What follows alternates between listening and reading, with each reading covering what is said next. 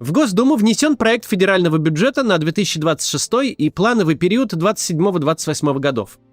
Про повышение налогов, главное из которых рост НДС до 22%, и про ликвидацию льготных условий их уплаты почти для всего бизнеса, мы с вами уже говорили.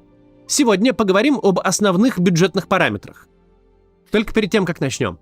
Если вас тормозит YouTube, в описании собраны способы, как его ускорить. Среди них есть и платный Shiva VPN с круглосуточной поддержкой и серверами в десятках стран. Он спонсор этой рубрики. А еще, наш канал ищет монтажера. В описании есть анкета, которую вы можете заполнить, и если вы нам подходите, мы с вами свяжемся.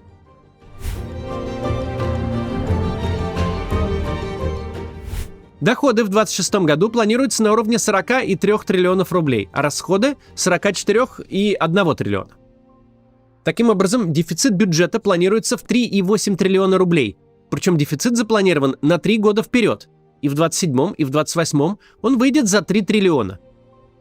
Мы, как всегда, предлагаем относиться к этим цифрам с известным скепсисом, потому что заодно с проектом федерального бюджета в Госдуму внесены поправки в действующий бюджет, чей дефицит раздулся более чем в 5 раз. Принимали бюджет в прошлом году с дефицитом 1,1 триллион, сейчас же он уже 5,7 триллионов. Сразу бросается в глаза главное отличие нынешнего бюджетного планирования от того, что мы видели в прошлом году. В этот раз Минфин не использует закон о федеральном бюджете, транслируя свои пацифистские фантазии. Никакого сокращения военных расходов и в 2027, и в 2028 не закладывается. Трехлетнее бюджетное планирование вообще странный рудимент былых времен. Его ввели весной 2007 года, когда нефть за 4 года подорожала в 3 раза. Когда ходили кругами все и рассказывали, что баррель скоро будет стоить 200, а «Газпром» через 8 лет будет стоить $1 триллион. Тогда же принимались программы типа «Стратегии 2020», предусматривающие выход России на уровень жизни, сопоставимый с показателями западноевропейских стран. Кто застал то время, тот его не забудет. Когда первый трехлетний бюджет принимали летом 2007 года, все были убеждены, что страна схватила Бога за бороду. Настала полная стабильность, а зарплата на кассе Макдональдса в Москве в $1500 при курсе в 25 – это не предел и будет даже лучше. Мол, правительство настолько богато, что может реально планировать на 3 года вперед. Вся эта история с трехлетним планированием абсолютно провалилась практически сразу. Наступил август 2008-го, нефть со 140 улетела на 30, доллар с 23 скакнул до 35, вся стабильность, прихватив с собой планирование, полетела по одному месту. Это как с федеральными округами и полномочными представителями президента в них. Создавались они Путиным как механизм усмирения губернаторов, но губернаторов усмирили другими способами. Полпреды для строительства вертикали ни разу не пригодились, но остались в качестве мест складирования тех, кому не придумали настоящую должность. Так же и тут. Плановый период – это не настоящие параметры, они не имеют никакого касательства к тому, что реально в будущем будет принято в следующем году. Это просто отвлеченные рассуждения Минфина о том, что может быть, будет и чего ему бы хотелось. Однако же, Минфин как бы намекал в прошлом году. Мы исходим из того, что 25-й станет последним военным годом. Мы, думал Минфин, потратим на него максимум денег, чтобы позакрывать дыры, которые понаделала война, а потом начнем приводить бюджетную систему в порядок, интенсивно снижая расходы на оборону. Задним числом теперь можно ответить на вопрос, стал ли 25-й переломным годом войны. Да, стал. Мы были правы, когда говорили, что система всерьез верила и планировала для себя 25-й год как время выхода из войны. Тот факт, что Путину по фану, что он не собирается войну заканчивать безотносительно фамилии американского президента, его действий или действий Украины, этот неутешительный факт стал для правительства таким же сюрпризом, как и для тех несчастных, кто решил бесплатно с государства пару-тройку миллионов стрясти и подписать контракт с Минобороны. По нынешней же прикидке на 27-28 годы видно, правительство не питает иллюзий и не ожидает на горизонте никаких новых эпохальных событий. Оно исходит из того, что последующие 3 года расходы на войну будут стабильными. Исходит из того, что все эти 3 года будут с дефицитом. Еще раз акцентируем внимание на важном. Планирование не говорит нам о реальных параметрах будущих бюджетов, но в какой-то степени раскрывает, что Минфин и правительство в целом думают. А думают они, что войне и затяжному бюджетному кризису конца и края не видно.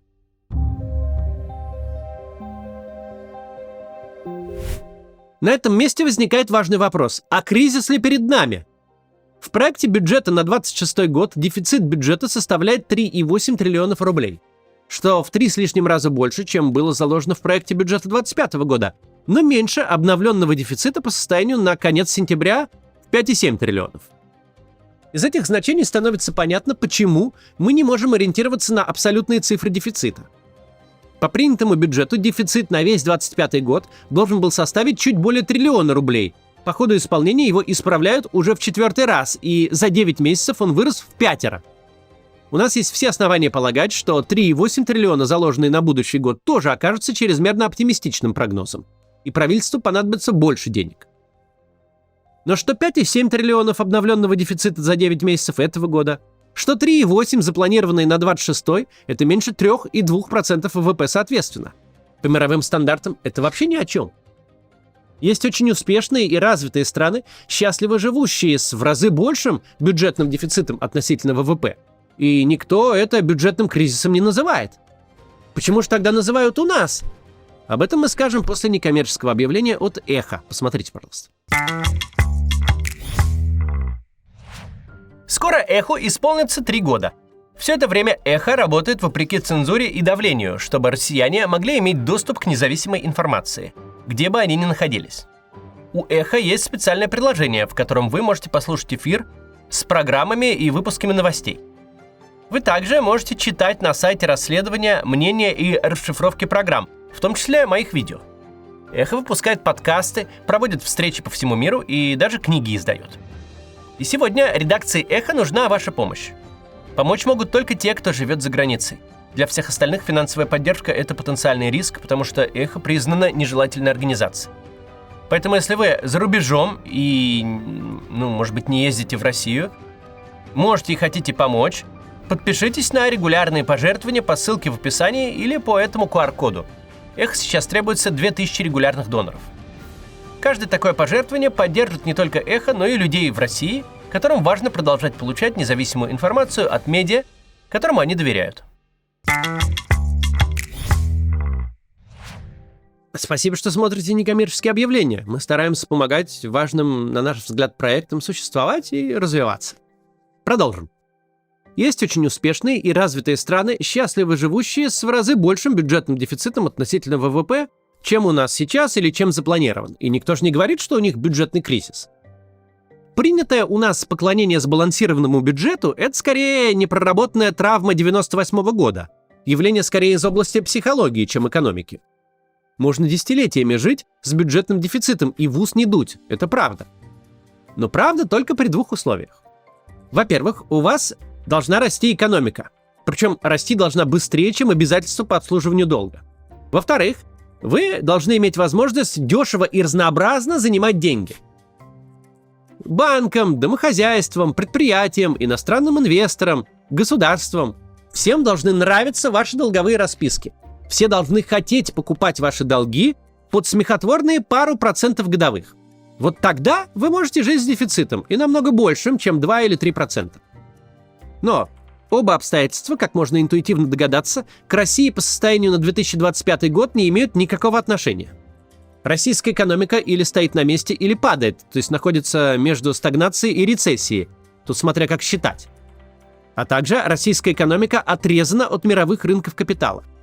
Когда мы говорим «отрезана», мы имеем в виду не список недружественных стран, которые ввели санкции и вообще запретили иметь финансовые отношения с Россией как с государством. Мы имеем в виду весь мир.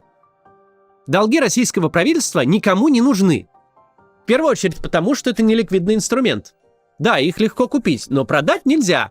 Даже если в вашей юрисдикции никаких санкций нет, хотя у большей части остального финансового рынка они еще как есть. Си Цзиньпинь может рядом с Путиным как угодно улыбаться, по плечу того хлопать и за вечную жизнь затирать. Но все попытки залезть на китайский финансовый рынок, повыпускать облигации в юанях, закончились ничем. Российское правительство может продать свои ОФЗ только собственным банкам и только под очень тяжелый процент, сейчас-то примерно 15%. И что же получается? А то, что если российский бюджет сравнивать с бюджетом коллег из здоровых политических систем, то все совсем не страшно. Дефицит себе дефицит, даже не рекордный. Но если вспомнить и учесть, насколько дорого его покрывать, то можно назвать происходящее не иначе, как полноценным бюджетным кризисом. В следующем году 8% всех расходов, порядка 3 триллионов рублей, это только выплата процентов по накопленным долгам. То есть весь объем бюджетного дефицита, который они закладывают, это чисто выплата процентов по тому, что они накопили в прошлые годы. Минфин устами своего министра говорит об этом прямым текстом. Не надо кивать на чужие бюджетные дефициты, их случай не наш случай. Нам деньги стоят очень дорого. Еще полезно не упустить из внимания тот факт, что следующий бюджет внесен с рекордным дефицитом, если сравнивать цифры именно по принятию, а не по исполнению. И спрогнозирован дефицит еще на 2 года уже с учетом повышенных налогов. Прогноз дыры в бюджете уже уменьшен на сумму прогнозируемых сборов НДС в 1,5 триллиона. Если бы не повышение главного бюджетообразующего налога на 10-ю часть, то уже в момент внесения документа в Думу дефицит был бы не 3,8 триллионов, а 5 с лишним. Еще один важный момент. Бюджет с таким дефицитом верстается, вообще говоря, с опорой на довольно благоприятную внешнюю конъюнктуру. Средняя годовая цена нефти в него закладывается на уровне $59 за бочку марки Urals. Перед нами не бюджет кризисного времени.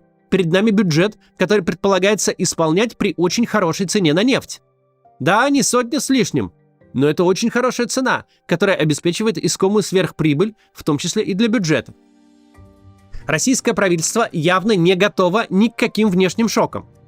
План в том, что нефть будет оставаться примерно на тех же уровнях, что и сейчас. Brent $65-70, Urals с учетом дисконта как раз те самые 59. Вряд ли правительство, которое пытается где-то по сусекам наскрести миллиард-другой, заставить шашлычные платить НДС и содрать 3 шкуры с импорта подержанных автомобилей, вряд ли правительство в таком положении очень хочет задумываться над вопросом, а что будет, если что-то пойдет не так? А что, если нет, как в известной песне? Что будет, если среднегодовая цена бочки российской нефти окажется не 59, а, например, 39? Российское государство настолько успешно провело эти 4 года, что теперь прогнозирует себе дыру в 3,8 триллионов, исходя из того, что дождь из нефтедолларов никуда не денется. Это потрясающий по-своему результат. Получить бюджетный кризис на фоне того, что весь мир до сих пор готов де-факто давать тебе деньги просто так. Что касается резервов, то о них, в принципе, можно перестать говорить. С такими масштабами дефицита, если что-то пойдет не так, если оптимизм правительства относительно цен на нефть себя не оправдает, то оставшиеся в ФНБ какие-то ликвидные активы никому и ни в чем не помогут. Российская бюджетная система, которая всегда хвасталась своей выдающейся стабильностью, оказывается сейчас беззащитна перед любым внешним кризисом.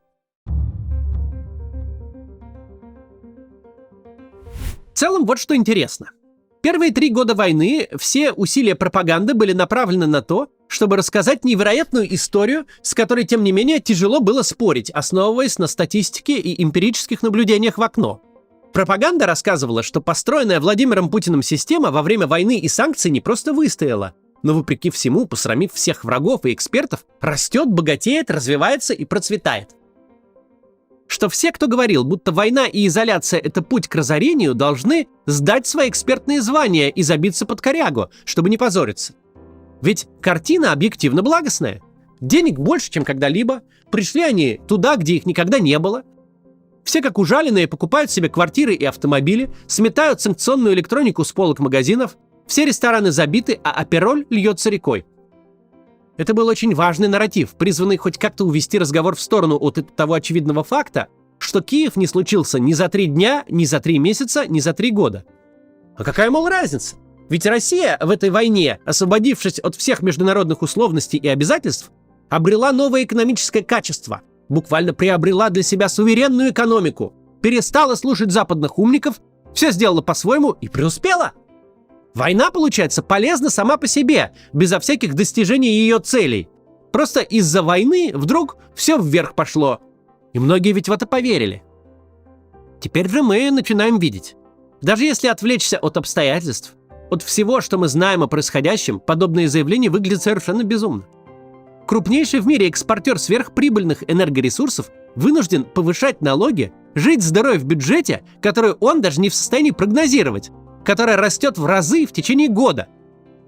И при этом одалживать деньги он может только под проценты, на которые раньше мог рассчитывать только разве что запойный алкоголик в микрокредитной организации. В начале десятых Венесуэла на себе ставила эксперимент. Можно ли богатейшую нефтяную державу довести до макроэкономической катастрофы и лютой нищеты одной только самозабвенной глупостью правительства? Оказалось, можно. Теперь Путин ставит эксперимент над Россией.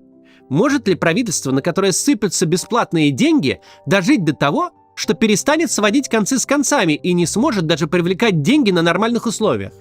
Что оно будет вынуждено вытряхивать из стагнирующей экономики последние гроши через повышение налогов? Оказывается, вполне возможно. Если посадить всю экономику на иглу бюджетных расходов, если увязнуть в продолжительной войне и при этом изо всех сил разбрасываться деньгами, пытаясь всех убедить, что у тебя их без счету. В какой-то момент закончатся деньги даже на поддержку иллюзии, будто деньги у тебя есть. До завтра.